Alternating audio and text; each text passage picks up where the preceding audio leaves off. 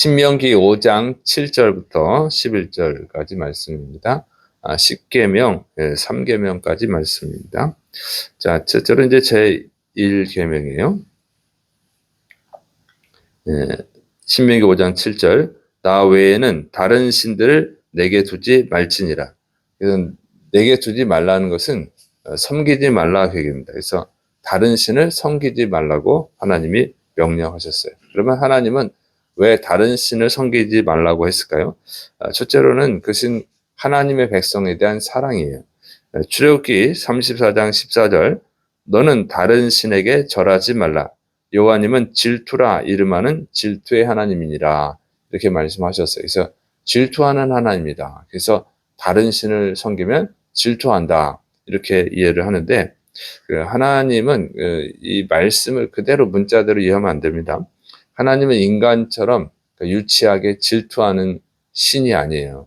하나님은 이것은 자기 백성을 사랑한다는 표현을 하는 거예요. 사랑을 표현인데 강력하게 사랑한다는 표현이죠. 그러니까 인간의 언어로 알아듣게 설명을 하는 거예요. 표현을 그렇게 한 것뿐이죠. 그래서 질투한다는 것이 진짜 질투한다는 게 아니라 그만큼 사랑한다 그 얘기예요.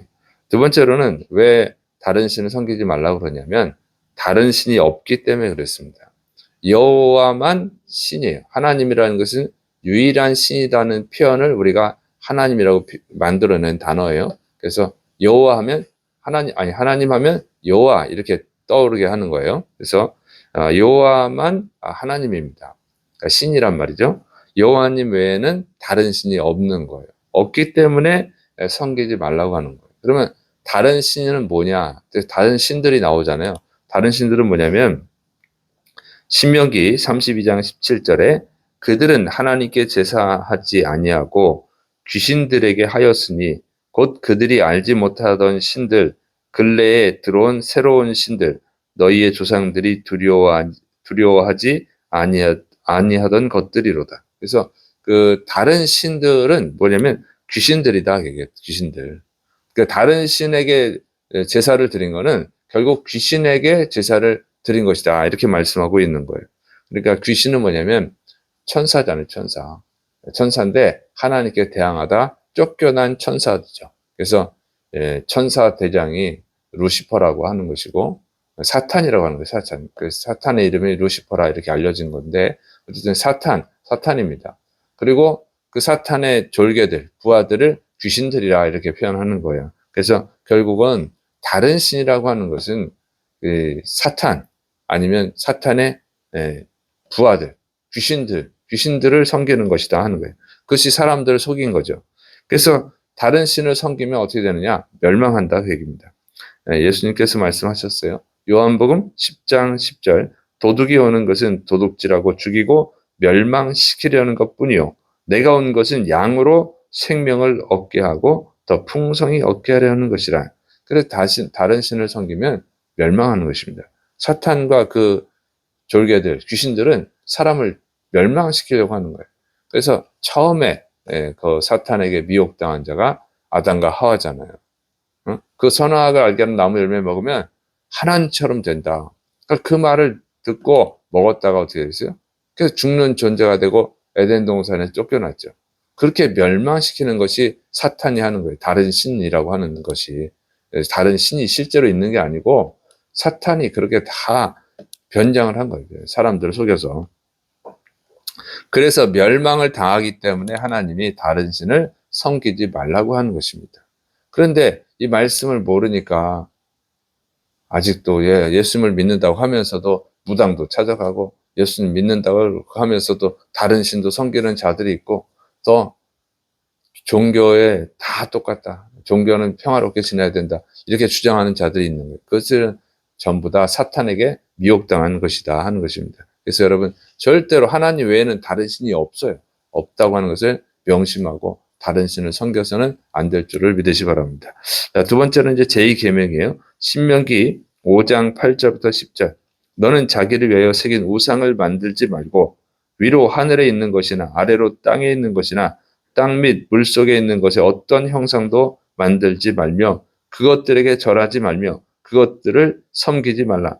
나 내 하나님 여호와님은 질투하는 하나님인즉 나를 미워하는 자의 죄를 갚되 아버지로부터 아들에게로 3, 4대까지 이르게 하거니와 나를 사랑하고 내 계명을 지키는 자에게는 1000대까지 은혜를 베푸느니라. 그래서 하늘이나 땅 속이나 땅에 있거나 물 속에 있거나 어떤 우상들도 만들지 말라.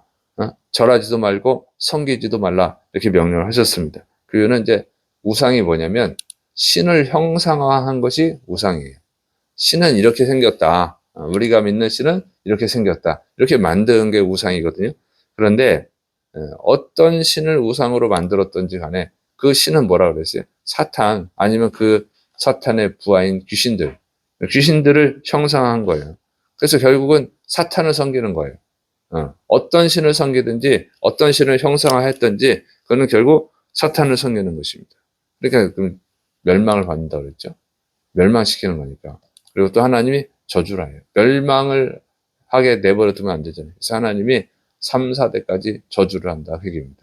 심판을 하는 거예요. 심판은 멸망받지 말라고 하는 것이 심판이에요. 그런데 끝까지 고집하면 멸망을 당하는 거죠. 그래서 3, 4대까지 저주를 하고 오직 하나님을 사랑하고 하나님을 섬기고 하나님의 계명에 순종하면 1000대까지 은혜를 베푸신다. 그 얘기입니다. 그래서 근데 또 이것을 또 오해하면 안 돼요. 그럼 우상 숭배하면 3, 4대까지 정말로 저주가 내려가고 또 하나님을 잘 섬기면 1000대까지 은혜를 받느냐 축복을 받느냐 그건 이 문자 그대로 또 해석하면 안 되는 거예요. 그래서 이제 가게에 흐르는 저주를 끊어라. 아주 옛날에 베스트셀러가 된 책이 있어요. 굉장히 많은 사람들이 봤어요. 이렇게 내 집안에 어려운 일이 생기는 거, 내가 고통을 당하는 것이 조상 자시구나. 그 저주가 내려왔구나. 이렇게 생각하는데 그럴듯하거든요. 성경에도 그렇게 돼 있고. 그런데 그런 게 아니고 이것은 강조법이에요. 진짜로 뭐 3, 4대까지 저주가 내려가느냐? 그게 아니고 얼마든지 그 자식, 아버지가 아무리 우상 숭배했어도 자식이 예수님을 잘 믿으면 그 저주가 끊어지는 거예요. 저 저주 상관없는 거예요. 본인하고의 문제다. 그런데 보통은 가정 문화가 그렇게 돼버리니까 우상 숭배하는 집안에서 살면은 우상 숭배하기가 쉽죠. 그러니까 우상 숭배하니까 저주를 받는 거지 멸망을 당하는 것이지 부모가 우상 숭배해서 자식까지 우상 숭배를 하게 되고 저주를 받는 게 아니다. 그게 이런 미신적 사고입니다. 그래서 무당의 뭐 조상이 무당을 섬겨서 신내림을 받아야 된다. 이런 건 다 귀신한테 속아 넘어간 거예요. 그런 문화 속에서 있어서 그런 거지. 얼마든지 예수님을 믿으면 예수님이 막달라 마리아 7 귀신 들린 자도 고치셨는데 그럼 막달라 마리아가 우상을 숭배했으니까 그 자손까지 뭐 3, 4대까지 저주를 받아야 되잖아요. 그렇게 되는 게 아니에요. 그건 강조법이고 그 문화가 그렇게 형성이 됐으니까 그렇게 될 가능성이 있는 것이지 반드시 그렇다는 얘기가 아닙니다. 축복도 마찬가지예요. 그럼 부모가 잘 믿으면 1000대까지 복을 받느냐? 꼭 그런 건 아니다. 그게 보통 부모가 잘 믿으면 자식도 잘 믿으니까 하나님의 복을 받는 것이죠. 그렇게 이해하셔야 돼요. 부모가 술, 담배를 하면 자식이 술, 담배하기 쉬운 거예요. 근데 부모가 술, 담배 안 하면 자식이 술, 담배하기 어렵죠. 부모가 못하게 하니까. 근데 부모가 술, 담배하는 집안은 그게 내버려 두거든요. 그게 영향을 받는 거예요. 부모가 공부를 잘하면 자식이 공부를 잘하죠. 공부하는 분위기라 그래요, 집안이. 그런데 공부 안 하고 놀고 게임하고 그런 집안에 있으면 자식도 맨날 보는 게 그거고 또 부모 같이 놀러 다니고 그렇게 되는 것이지 반드시 그렇게 된다는 것이 아닙니다. 얼마든지 그 자식이 마음을 고쳐 먹으면 변화가 일어나는 거예요. 그래서 그러면 이제 예를 들어서 아브라함이 잘 믿었으니까 아브라함의 후손이 그럼 1000대까지 다 복을 받느냐 그런 게 아니잖아요. 이삭은 그 믿음을 따라서 복을 받았고 이스마엘은 떠나서 저주를 받고 또 이삭이 자식을 낳죠. 야곱과 에서를 낳잖아요. 에서와 야곱을 낳잖아요. 그러면 야곱과 에서가 다 1000대까지 복을 받았느냐? 그게 아니고 야곱은 하나님을 잘 믿어서 복을 받았고 에서는 하나님을 떠나서 하나님께 복을 받지 못하고 이렇게 되죠. 또 다윗은 정말 하나님을 잘 믿은 왕이지만 그럼 다윗 왕의 후손이 다 1000대까지 복을 받았냐? 그게 아니고 다윗의 후손은 21대까지 왕이 됩니다. 그리고 남유다 왕국이 멸망하거든요. 1000대를 안 내려가요. 그리고 다윗 왕의 밑에서도 압살롬 뭐 이런 암논 또 뭐 아돈 이렇든 이런 사람들은 복을 못 받고 아버지한테 대항하고 그러다가 저주받아서 전쟁에서 패배하고 죽고 막 이렇게 되잖아요. 그 똑같이 되는 게 아니다 그 얘기예요. 그러니까 이 축복을 받고 저주를 받는 것은 개인의 문제예요.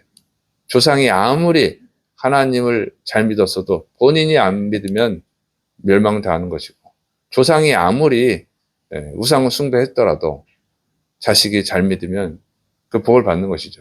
그런데 이 천대까지 복을 받는다, 3, 4대까지 저주를 받는다고 하는 것은 그것은 강조법이고, 보통 그 문화가 그렇게 형성이 되기 때문에 그 영향을 받기 때문에 그런 것이죠. 그래서 본인이 잘 믿으면 되는 것입니다. 그리고 우상숭배를 하면 저주를 받는 이유는, 우상숭배에 미혹당하는 이유는요, 본인의 문제예요. 왜냐하면 신명기 5장 8절, 너는 자기를 위하여 새긴 우상을 만들지 말고. 결국 우상숭배하는 것은 뭐냐, 자기를 위해서 하는 거예요. 자기를 위해서. 자기 자신을 위해서 하는 건데, 신을 섬긴다고 하지만 사실은 신을 이용해가지고 자기가 어떤 복을 받으려고 하는 것이고 자기 욕심을 채우려고 하는 것이죠. 그래서 우상 숭배를 하게 되면 저주를 받는 것인데, 그 우상 숭배는 결국 자기 욕심에서 시작이 되는 거예요. 그래서 하나님의 말씀을 잘 배우고 그 하나님의 말씀을 따라 살면, 하나님을 섬기면 복을 받는 줄을 믿으시길 축원합니다. 그러니까 자꾸 내 삶의 어려운 일을 조상 탓할 필요는 없다 그 얘기예요. 그 조상이 잘못된 면이 있으면 그걸 끊어버리면 되는 것이에요. 그리고 부모가 잘 믿었으니까 나는 아무 걱정도 없이 편안하게 잘 살겠구나, 그런 착각을 버리고 부모가 잘 믿은 것처럼 자기도 잘 믿어야 복을 받는 것입니다. 이렇게 말씀을 이해하셔야 돼요. 자, 그다음에 이제 제3계명입니다. 신명기 5장 11절, 너는 내 하나님 여호와님의 이름을 망령되이 일컫지 말라. 나 여호와님은 내 이름을 망령되이 일컫는 자를 죄 없는 줄로 인정하지 아니하리라. 자, 이방인들은 자신들이 믿는 신의 이름을 부르죠.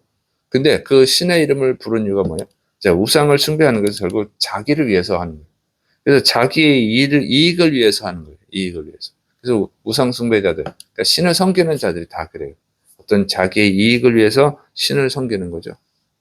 그렇게 하나님을 사용하면 안 된다 그 얘기예요. 그래서 신의 이름을 부르는데 하나님의 이름을 갖다가 자기 이익을 위해서 사용하는 거예요. 거짓 맹세를 하고 이런 경우들 있죠.